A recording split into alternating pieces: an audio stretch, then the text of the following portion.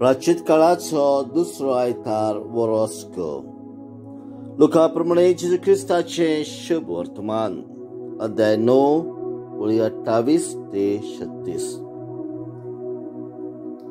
आपल्या खोस्टा मरणाची खबर सांगून सुमार 8 दीस जाल्या उपरांत जेजून पेद्रूक, जुआवांक आनी जाकोबाक आपल्या बरोबर घेवन मागणे करचे खातीर एका दोंगरार गेलो. मागणे करता आसतना ताच्या मुखामळाचे रूप बदलले आनी ताची न्हेसोण जगलण्या सारकी लोकलोकीत धवी फूल जाली.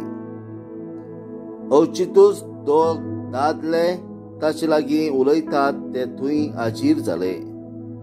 ते म्हटल्यार मोजीस आनी एलिजा. ते मोहिमेन भरलेले दिश्टी पडले आनी जेजून जेरुजाल्या मोक्षे आसले त्या मरणा विशीं गजाल करताले. पेद्रू आनी ताचे संगाती जेमीन चड जाल्ले, पूण ते जागेच रावले आनी ताची मोहिमा तांणी भोगली.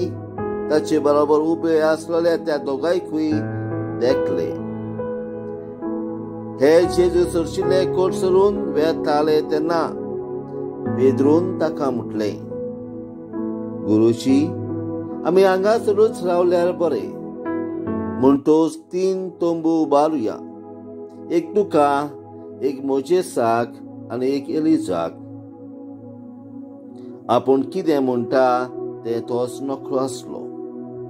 अशें तो उलयता थंयच आसतना वयर थावन देऊन एका कुपान ताचेर आपली सावळी घाली आनी त्या कुपान ते रिक्तोज शीस भियेले आनी कुपांतलो असो ओताळो आयकूंक आयलो, हो म्हजो पूत, हांवें वेंचून काडलोलो, ताचें आयकात. आनी ओताळो घासतूच जेजू एकवडो तांकां दिश्टी पडलो. ह्या सोकता विशीं शीस ओगेच रावले आनी देखला ते तांणी त्या दिसांनी कोणाकूच सांगले ना. जेजू ख्रिस्ताचे शुभ वर्तमान. वाखांडी तुका ख्रिस्ता.